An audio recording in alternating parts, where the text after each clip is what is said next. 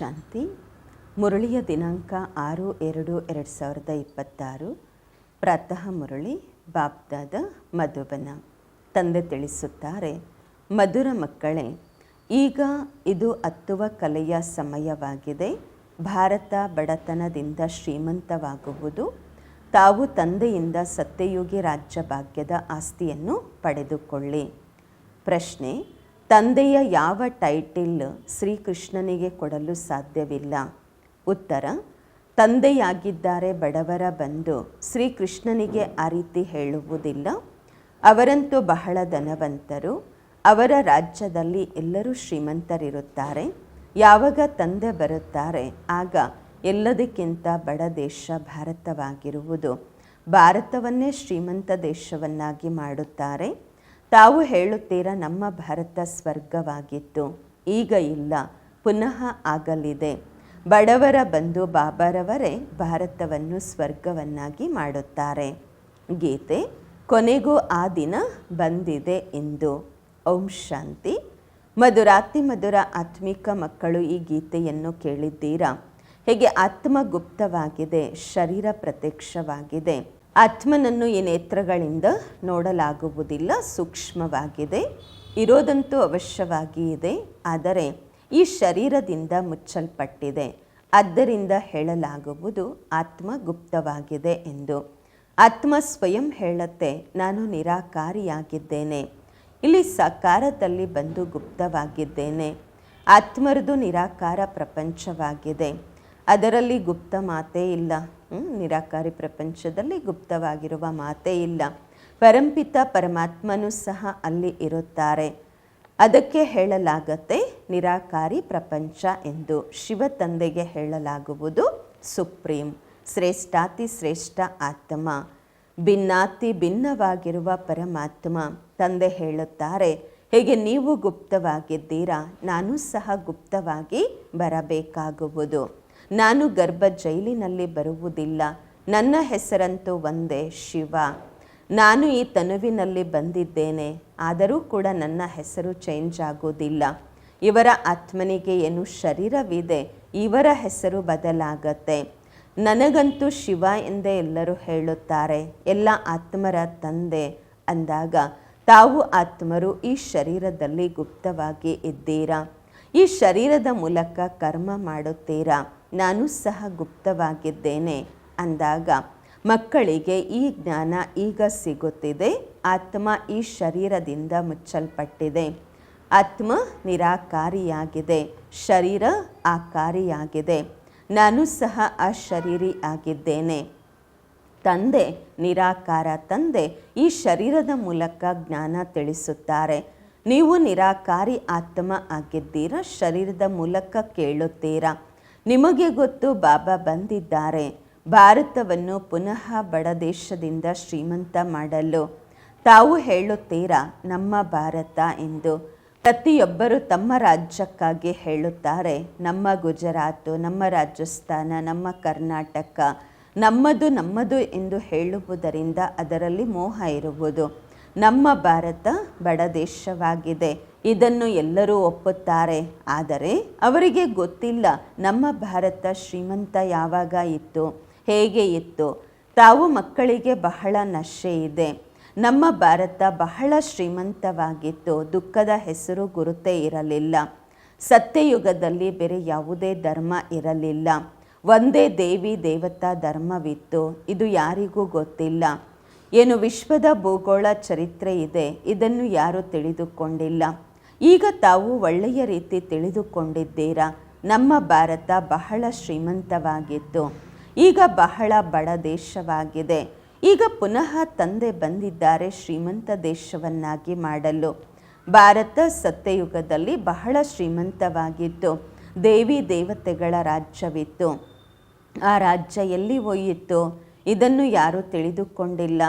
ಋಷಿ ಮುನಿಗಳು ಸಹ ಹೇಳುತ್ತಿದ್ದರು, ನಾವು ರಚಯಿತ ಮತ್ತು ರಚನೆಯನ್ನು ತಿಳಿದುಕೊಂಡಿಲ್ಲ ಎಂದು. ತಂದೆ ಹೇಳುತ್ತಾರೆ, ಸತ್ಯಯುಗದಲ್ಲಿಯೂ ಸಹ ದೇವಿ ದೇವತೆಗಳಿಗೆ ರಚಯಿತ ಮತ್ತು ರಚನೆಯ ಆದಿ ಮಧ್ಯ ಅಂತ್ಯದ ಜ್ಞಾನ ಇರುವುದಿಲ್ಲ. ಒಂದು ವೇಳೆ ಅವರಿಗೆ ಜ್ಞಾನ ಇದ್ದರೆ ನಾವು ಮೆಟ್ಟಿಲನ್ನು ಇಳಿದು ಕಲಿಯುಗದಲ್ಲಿ ಬರ್ತೀವಿ ಅಂತ ಅವ್ರಿಗೆ ಗೊತ್ತಿದ್ದರೆ ರಾಜ್ಯ ಭಾಗ್ಯದ ಸುಖವೇ ಇರುತ್ತಿರಲಿಲ್ಲ, ಚಿಂತೆಯಾಗುತ್ತಿತ್ತು. ಈಗ ತಮಗೆ ಚಿಂತೆಯಾಗಿದೆ. ನಾವು ಸತೋ ಪ್ರಧಾನರಾಗಿದ್ದೆವು, ಈಗ ತಮೋ ಪ್ರಧಾನರು ಹೇಗಾದೆವು? ನಾವು ಆತ್ಮರಿಗೆ ನಿರಾಕಾರ ತಂದೆ ಈಗ ಸಿಕ್ಕಿದ್ದಾರೆ. ನಿರಾಕಾರಿ ಪ್ರಪಂಚದಲ್ಲಿ ನಾವಿದ್ವಿ, ಅಲ್ಲಿಂದ ಸುಖಧಾಮದಲ್ಲಿ ಬಂದ್ವಿ. ಇದು ಸಹ ಜ್ಞಾನವಾಗಿದೆ. ನಾವು ಈಗ ಹತ್ತುವ ಕಲೆಯಲ್ಲಿದ್ದೇವೆ. 84 ಜನ್ಮಗಳ ಮೆಟ್ಟಿಲಿನ ಚಿತ್ರದಲ್ಲಿ ಪೂರ್ತಿ ಜ್ಞಾನವಿದೆ. ಡ್ರಾಮಾನುಸಾರವಾಗಿ ಪ್ರತಿಯೊಬ್ಬ ಪಾತ್ರಧಾರಿ ನಂಬರ್ ವಾರಾಗಿ ತಮ್ಮ ತಮ್ಮ ಸಮಯಕ್ಕೆ ಬಂದು ಪಾತ್ರ ಅಭಿನಯಿಸಬೇಕು. ಈಗ ತಾವು ಮಕ್ಕಳು ತಿಳಿದುಕೊಂಡಿದ್ದೀರಾ, ಬಡವರ ಬಂಧು ಎಂದು ಯಾರಿಗೆ ಹೇಳಲಾಗುವುದು? ಇದನ್ನು ಪ್ರಪಂಚ ತಿಳಿದುಕೊಂಡಿಲ್ಲ. ಗೀತೆಯಲ್ಲಿಯೂ ಕೇಳಿದ್ದೀರಾ, ಕೊನೆಗೂ ಆ ದಿನ ಬಂದಿತು ಇಂದು. ಯಾವ ದಿನದ ರಸ್ತೆಯನ್ನು ಕಾಯುತ್ತಿದ್ದೆವು, ಯಾವ ದಿನಕ್ಕಾಗಿ ಕಾಯುತ್ತಿದ್ದೆವು? ಅದೆಲ್ಲ ಭಕ್ತಿ. ಎಲ್ಲರೂ ಭಕ್ತರಾಗಿದ್ದಾರೆ.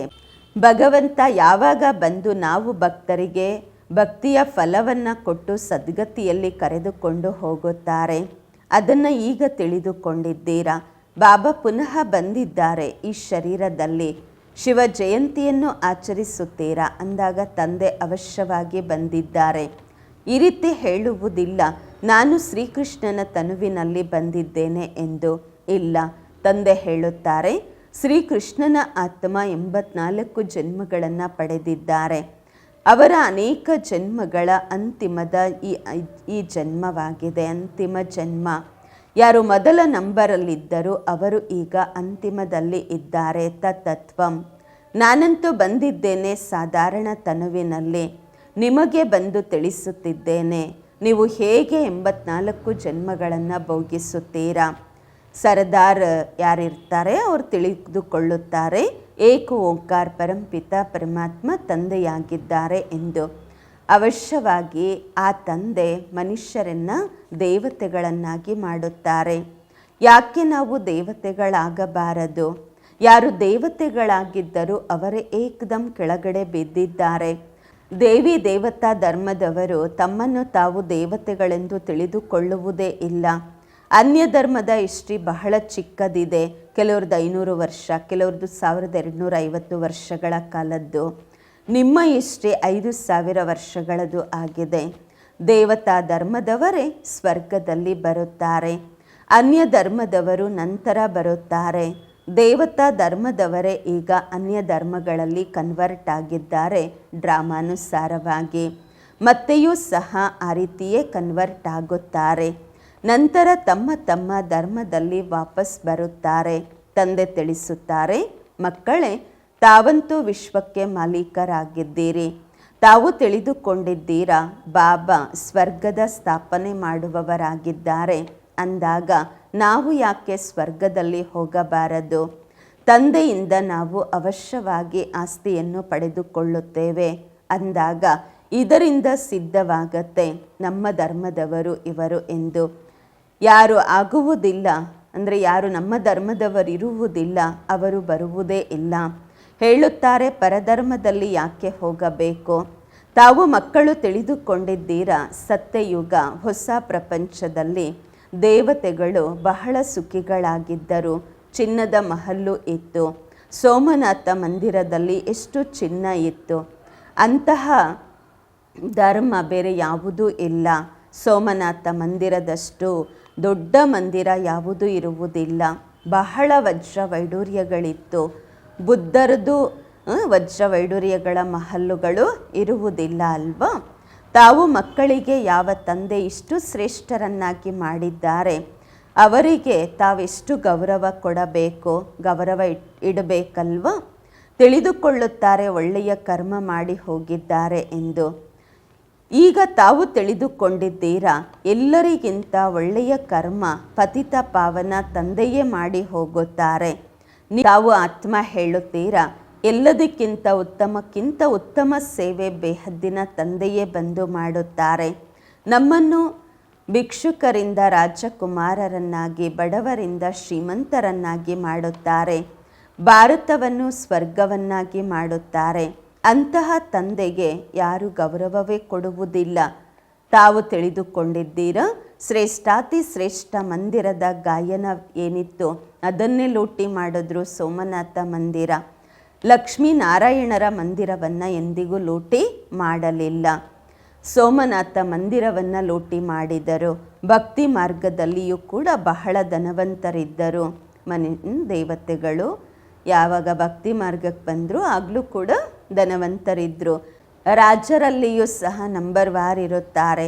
ಯಾರು ಶ್ರೇಷ್ಠ ಪದವಿ ಉಳ್ಳವರಿರುತ್ತಾರೆ ಮತ್ತು ಚಿಕ್ಕ ಪದವಿ ಇರುವಂತಹವರು ಇರ್ತಾರೆ. ಚಿಕ್ಕ ಪದವಿ ಇರುವವರು ದೊಡ್ಡ ಪದವಿ ಇರುವವರಿಗೆ ಗೌರವ ಕೊಡ್ತಾರೆ.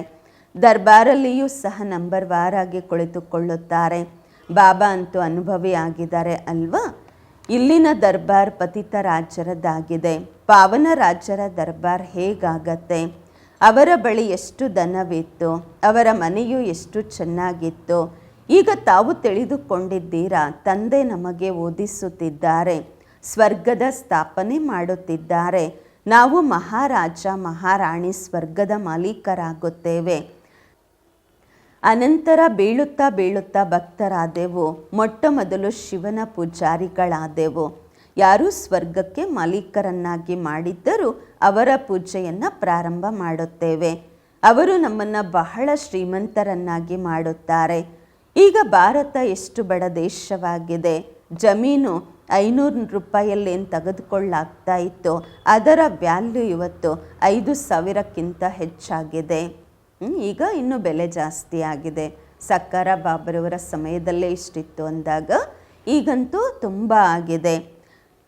ಬಾಬಾ ಹೇಳ್ತಾರೆ ಇದೆಲ್ಲ ಆರ್ಟಿಫಿಷಿಯಲ್ ದಾಮ್ ಆಗಿದೆ, ವ್ಯಾಪಾರ ಆಗಿದೆ, ಬೆಲೆ ಆಗಿದೆ. ಅಲ್ಲಂತೂ ಭೂಮಿಗೆ ಯಾವ ವ್ಯಾಲ್ಯೂ ಇರೋದಿಲ್ಲ. ಎಷ್ಟು ಬೇಕೋ ಅಷ್ಟು ತೆಗೆದುಕೊಳ್ಳಬಹುದು. ಬಹಳ ಜಮೀನಿರುತ್ತೆ. ಮಧುರ ನದಿಗಳಲ್ಲಿ ನಿಮ್ಮ ಮಹಲ್ಲುಗಳಿರುತ್ತವೆ. ಮನುಷ್ಯರು ತುಂಬ ಕಡಿಮೆ ಇರ್ತಾರೆ ಸತ್ಯಯುಗದಲ್ಲಿ. ಪ್ರಕೃತಿ ದಾಸಿಯಾಗಿರುತ್ತೆ. ಫಲ, ಹೂಗಳು, ಹಣ್ಣುಗಳು ಬಹಳ ಚೆನ್ನಾಗಿರುತ್ತದೆ. ಈಗಂತೂ ಎಷ್ಟು ಪರಿಶ್ರಮ ಪಡಬೇಕು, ಅನ್ನನೂ ಕೂಡ ಸಿಗೋದಿಲ್ಲ. ಮನುಷ್ಯರು ಬಹಳಷ್ಟು ಜನ ಹಸಿವಿನಿಂದ ದಾಹದಲ್ಲಿ ಇದ್ದು ಸಾಯುತ್ತಾರೆ. ಊಟನೂ ಸಿಗೋದಿಲ್ಲ, ಹಸಿವು ದಾಹದಿಂದಲೂ ಸಾಯುತ್ತಾರೆ.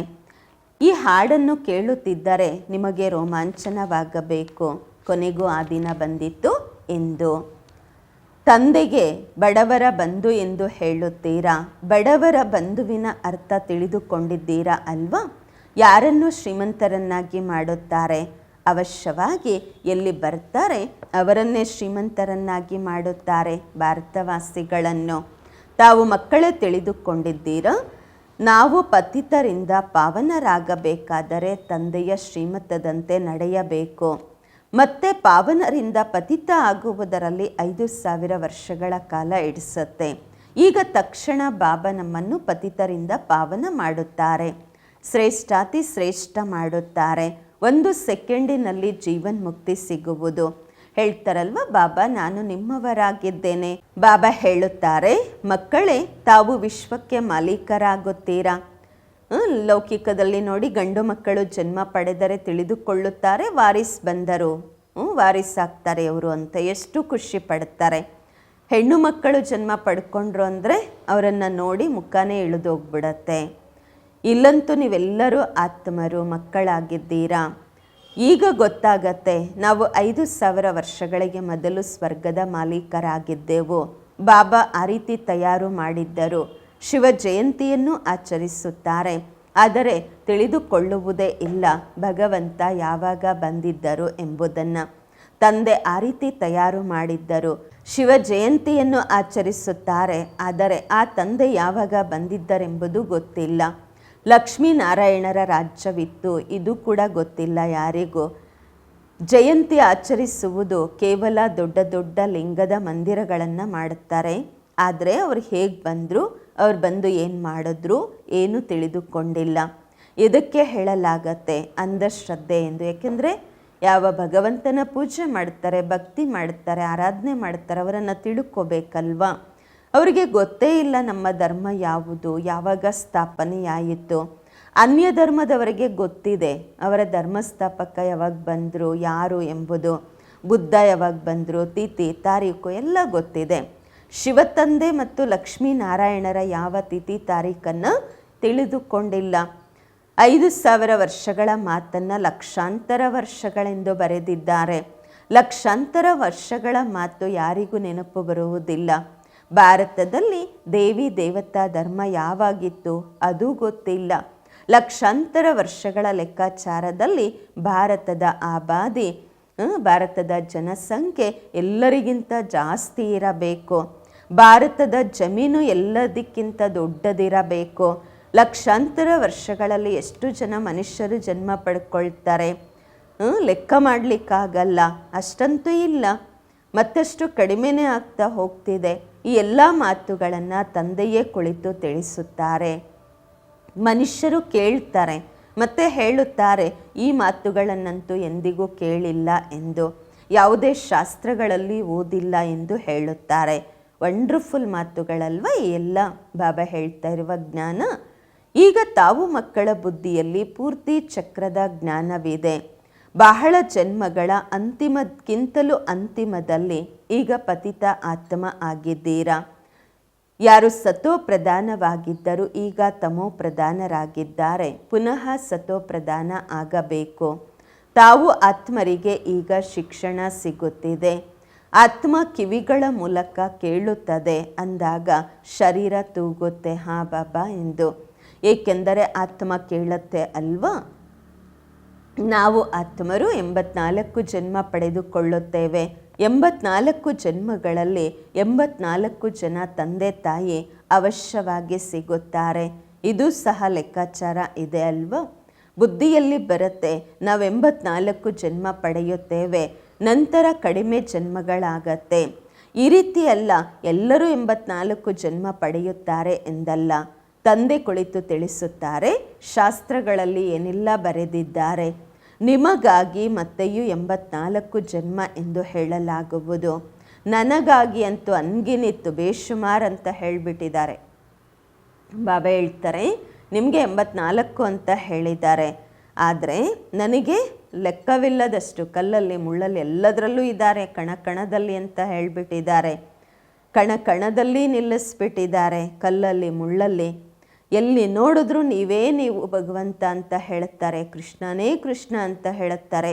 ಮಥುರಾ ಬೃಂದಾವನದಲ್ಲಿ ಆ ರೀತಿ ಹೇಳುತ್ತಾರಲ್ವ, ಕೃಷ್ಣನೇ ಸರ್ವವ್ಯಾಪಿ. ರಾಧಾ ಪಂಥದವರು ಹೇಳುತ್ತಾರೆ ರಾಧೆಯೇ ರಾಧೆ ಅಂತ. ನೀವು ಕೂಡ ರಾಧೆ, ನಾವು ರಾಧೆ ಅಂತ ಹೇಳುತ್ತಾರೆ. ಅಂದಾಗ ಒಬ್ಬ ತಂದೆಯೇ ಬಡವರ ಬಂಧುವಾಗಿದ್ದಾರೆ. ಭಾರತ ಏನು ಎಲ್ಲರಿಗಿಂತ ಶ್ರೀಮಂತವಾಗಿತ್ತು, ಈಗ ಬಡ ಆಗಿದೆ. ಪುನಃ ತಂದೆ ಭಾರತದಲ್ಲೇ ಬಂದಿದ್ದಾರೆ. ಇದು ಮಾಡಲ್ಪಟ್ಟ ಡ್ರಾಮಾ ಆಗಿದೆ. ಇದರಲ್ಲಿ ಕಿಂಚಿತ್ತು ವ್ಯತ್ಯಾಸವಾಗಲು ಸಾಧ್ಯವಿಲ್ಲ. ಡ್ರಾಮಾ ಏನು ಶೂಟ್ ಆಗತ್ತೆ, ಅದು ಪುನಃ ಪುನರಾವರ್ತನೆ ಆಗುತ್ತದೆ. ಇದರಲ್ಲಿ ಪಾಯಿ ಪೈಸೆಯಷ್ಟು ಅಂತರವಾಗಲು ಸಾಧ್ಯವಿಲ್ಲ. ಡ್ರಾಮಾದ ಬಗ್ಗೆಯೂ ಗೊತ್ತಾಗಬೇಕು. ಡ್ರಾಮಾ ಎಂದರೆ ಡ್ರಾಮಾ, ಅದಿರುತ್ತೆ ಹದ್ದಿನ ಡ್ರಾಮಾ. ಇದಾಗಿದೆ ಬೇಹದ್ದಿನ ಡ್ರಾಮಾ. ಈ ಬೇಹದ್ದಿನ ಡ್ರಾಮಾದ ಆದಿ ಮಧ್ಯ ಅಂತ್ಯವನ್ನು ಯಾರೂ ತಿಳಿದುಕೊಂಡಿಲ್ಲ.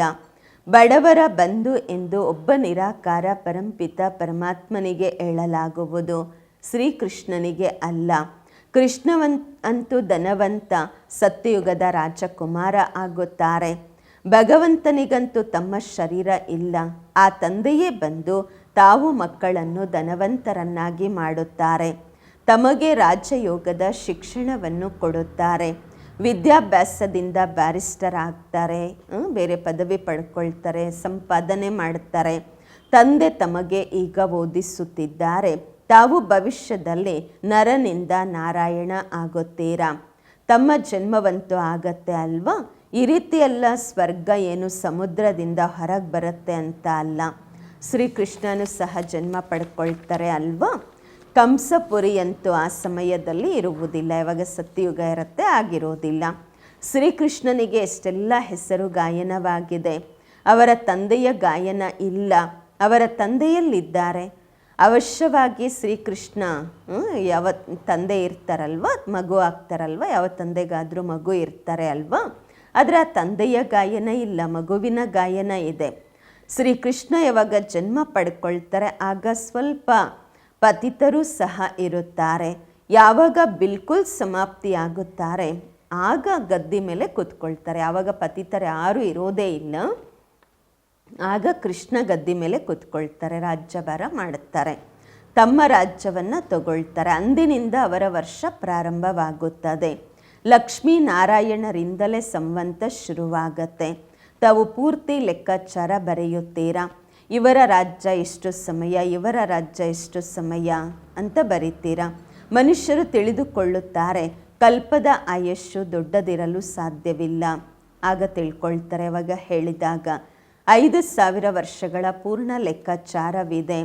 ತಾವು ಮಕ್ಕಳ ಬುದ್ಧಿಯಲ್ಲಿ ಬರುತ್ತೆ ಅಲ್ವಾ, ನಾವು ನಾಳೆ ಸ್ವರ್ಗಕ್ಕೆ ಮಾಲೀಕರಾಗುತ್ತೇವೆ. ನಿನ್ನೆ ಇದ್ವಿ, ಇವತ್ತು ಈಗ ಇದ್ದೀವಿ, ಮತ್ತೆ ನಾಳೆ ಆಗುತ್ತೇವೆ. ತಂದೆ ತಯಾರು ಮಾಡಿದ್ದರು, ಆದ್ದರಿಂದಲೇ ಶಿವ ಜಯಂತಿಯನ್ನು ಆಚರಿಸುತ್ತೇವೆ. ತಮ್ಮೆಲ್ಲರಿಗೂ ಗೊತ್ತಿದೆ, ಎಲ್ಲವನ್ನ ತಾವು ತಿಳಿದುಕೊಂಡಿದ್ದೀರಾ. ಕ್ರೈಸ್ತ, ಗುರುನಾನಕ್ ಇವರೆಲ್ಲ ಯಾವಾಗ ಬರ್ತಾರೆ, ಇದೆಲ್ಲ ಜ್ಞಾನ ತಮಗಿದೆ. ವಿಶ್ವದ ಭೂಗೋಳ ಚರಿತ್ರೆ ಪುನರಾವರ್ತನೆ ಆಗುವುದು. ಈ ವಿದ್ಯಾಭ್ಯಾಸ ಎಷ್ಟು ಸಹಜವಾಗಿದೆ. ತಾವು ಸ್ವರ್ಗವನ್ನು ತಿಳಿದುಕೊಂಡಿದ್ದೀರಾ. ಭಾರತ ಸ್ವರ್ಗವಾಗಿತ್ತು. ಭಾರತ ಅವಿನಾಶಿ ಖಂಡವಾಗಿದೆ. ಭಾರತದಂತಹ ಮಹಿಮೆ ಬೇರೆ ಯಾವುದಕ್ಕೂ ಇರಲು ಸಾಧ್ಯವಿಲ್ಲ. ಎಲ್ಲರನ್ನ ಪತಿತರಿಂದ ಪಾವನ ಮಾಡುವವರು ಒಬ್ಬ ತಂದೆಯಾಗಿದ್ದಾರೆ.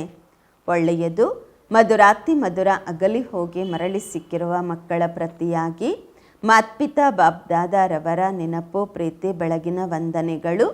ಆತ್ಮಿಕ ಮಕ್ಕಳಿಗೆ ಆತ್ಮಿಕ ತಂದೆಯ ನಮಸ್ಕಾರಗಳು. ನಾವು ಆತ್ಮಿಕ ಮಕ್ಕಳಿಂದ ಆತ್ಮಿಕ ಮಾತ್ಪಿತಾ ಬಾಬ್ದಾದಾರವರಿಗೆ ನೆನಪು, ಪ್ರೀತಿ, ಬೆಳಗಿನ ವಂದನೆಗಳು ಹಾಗೂ ನಮಸ್ಕಾರಗಳು. ಧಾರಣೆಗಾಗಿ ಮುಖ್ಯ ಸಾರ ಫಸ್ಟ್ ಪಾಯಿಂಟ್ ಆಗಿದೆ. ಡ್ರಾಮಾದ ಆದಿ ಮಧ್ಯ ಅಂತ್ಯದ ಜ್ಞಾನ ಬುದ್ಧಿಯಲ್ಲಿಟ್ಟುಕೊಂಡು ಎಲ್ಲ ಚಿಂತೆಗಳನ್ನು ಬಿಟ್ಟು ಬಿಡಬೇಕು. ಒಂದೇ ಚಿಂತೆ, ಸತೋಪ್ರಧಾನರಾಗುವಂತಹ ಚಿಂತೆ ಇಟ್ಟುಕೊಳ್ಳಬೇಕು. ಎರಡನೇ ಪಾಯಿಂಟು, ಬಡವರ ಬಂಧು ಬಾಬಾ ಭಾರತವನ್ನು ಬಡತನದಿಂದ ಶ್ರೀಮಂತ ಮಾಡಲು ಬಂದಿದ್ದಾರೆ. ಅವರಿಗೆ ಪೂರ್ತಿ ಸಹಯೋಗಿಗಳಾಗಬೇಕು. ತಮ್ಮ ಹೊಸ ಪ್ರಪಂಚವನ್ನು ನೆನಪು ಮಾಡಿ ಸದಾ ಖುಷಿಯಲ್ಲಿ ಇರಬೇಕು. ವರದಾನ: ಹೃದಯದಲ್ಲಿ ಸದಾ ಒಬ್ಬ ರಾಮನನ್ನು ಸಮಾವೇಶ ಮಾಡಿಕೊಂಡು ಸತ್ಯ ಸೇವೆ ಮಾಡುವಂತಹ ಮಾಯಾಜೀತ್ ವಿಜಯಿ ಆಗಿರಿ. ಹೃದಯದಲ್ಲಿ ಸದಾ ಒಬ್ಬ ರಾಮನನ್ನು ಸಮಾವೇಶ ಮಾಡಿಕೊಂಡು ಸತ್ಯ ಸೇವೆ ಮಾಡುವಂತಹ ಮರ್ಜೀವ ವಿಜಯಿ ಆಗಿರಿ. ವರದಾನದ ವಿಶ್ಲೇಷಣೆ: ಹನುಮಂತನ ವಿಶೇಷತೆ ತೋರಿಸುತ್ತಾರೆ. ಅವರು ಸದಾ ಸೇವಾದಾರಿ ಮಹಾವೀರ ಆಗಿದ್ದರು. ಆದ್ದರಿಂದ ಸ್ವಯಂ ಸುಡಲಿಲ್ಲ, ಆದರೆ ಅವರ ಬಾಲದ ಮೂಲಕ ಲಂಕೆಯನ್ನು ಸುಟ್ಟರು. ಅಂದಾಗ ಇಲ್ಲಿಯೂ ಯಾರು ಸದಾ ಸೇವಾದಾರಿಯಾಗಿರುತ್ತಾರೆ ಅವರೇ ಮಾಯೆಯ ಅಧಿಕಾರವನ್ನು ಸಮಾಪ್ತಿ ಮಾಡುತ್ತಾರೆ. ಯಾರು ಸೇವಾದಾರಿ ಆಗಿರುವುದಿಲ್ಲ ಅವರು ಮಾಯೆಯ ರಾಜ್ಯವನ್ನು ಸುಡಲಾಗುವುದಿಲ್ಲ. ಹನುಮಂತನ ಹೃದಯದಲ್ಲಿ ಸದಾ ಒಬ್ಬ ರಾಮ ಇರುತ್ತಿದ್ದರು. ಅಂದಾಗ ತಂದೆಯ ವಿನಃ ಬೇರೆ ಯಾರೂ ತಮ್ಮ ಮನಸ್ಸಿನಲ್ಲಿ, ತಮ್ಮ ಹೃದಯದಲ್ಲಿ ಇರಬಾರದು. ತಮ್ಮ ದೇಹದ ಸ್ಮೃತಿಯೂ ಸಹ ಇರಬಾರದು. ಆಗ ಮಾಯಾಜೀತ್ ವಿಜಯಿ ಆಗುತ್ತೀರಾ. ಸ್ಲೋಗನ್: ಹೀಗೆ ಆತ್ಮ ಮತ್ತು ಶರೀರ ಕಂಬೈಂಡ್ ಆಗಿದೆ, ಹಾಗೆ ತಾವು ತಂದೆಯ ಜೊತೆ ಕಂಬೈಂಡ್ ಆಗಿ ಇರಿ. ಹೇಗೆ ಆತ್ಮ ಮತ್ತು ಶರೀರ ಕಂಬೈಂಡ್ ಆಗಿದೆ, ಹಾಗೆ ತಾವು ತಂದೆಯ ಜೊತೆ ಕಂಬೈಂಡ್ ಆಗಿರಿ. ಅವ್ಯಕ್ತ ಇಶಾರೆ: ಏಕತೆ ಮತ್ತು ವಿಶ್ವಾಸದ ವಿಶೇಷತೆಯ ಮೂಲಕ ಸಫಲತಾ ಸಂಪನ್ನರಾಗಿರಿ. ಸಂಘಟನೆಯಲ್ಲಿ ಪ್ರತಿಯೊಬ್ಬರ ವಿಶೇಷತೆಯನ್ನೇ ನೋಡಬೇಕು, ವಿಶೇಷತೆಯನ್ನೇ ಗ್ರಹಣ ಮಾಡಿಕೊಳ್ಳಬೇಕು, ಬಲಹೀನತೆಗಳನ್ನು ಅಳಿಸುವಂತಹ ಪ್ರಯತ್ನ ಮಾಡಬೇಕು. ಇದೇ ಆಗಿದೆ ವಿಧಿ. ಏಕತೆಯ ಸಂಘಟನೆ ಶಕ್ತಿಶಾಲಿ ಮಾಡಿಕೊಳ್ಳುವ ವಿಧಿಯಾಗಿದೆ. ಹೇಗೆ ತಮ್ಮೆಲ್ಲರದು ಎದ್ದೊಳೋದು, ಮಾತನಾಡುವುದು, ನಡೆಯುವುದು ಒಂದೇ ಸಮಾನ ಇದೆ, ಎಲ್ಲರದು ಒಂದೇ ಸಮಾನ ಮಾತು, ಒಂದೇ ಗತಿ, ಒಂದೇ ರೀತಿ, ಒಂದೇ ನೀತಿ ಇದೆ. ಹಾಗೆಯೇ ಸಂಸ್ಕಾರಗಳು ಸಹ ಸಮಾನವಾಗಿ ಕಾಣಬೇಕು. ಭಿನ್ನತೆ ಇದ್ದರೂ ಸಹ ಪರಸ್ಪರದಲ್ಲಿ ವಿಶ್ವಾಸ ಇಟ್ಟುಕೊಂಡು ಎಲ್ಲರ ವಿಚಾರಗಳಿಗೆ ಸತ್ಕಾರ ಕೊಡಿ. ಇದೇ ಏಕತೆಗೆ ಆಧಾರವಾಗಿದೆ. ಓಂ ಶಾಂತಿ.